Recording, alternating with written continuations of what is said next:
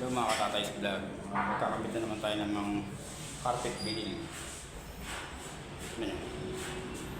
Pansin nyo, hindi pare-pareho. Ito, ginawa ko na lang sa gitna. Ito paras-paras din na buong gilid na yan. Itong hallway, papasok ng pinto. Iba na rin yan. Ayan. Kasi kulang na yung carpet vinyl eh. Sabi ni boss, pagkasyahin ko na lang daw. Ito, tapos na ako. Ito na lang. Samahan niyo ako.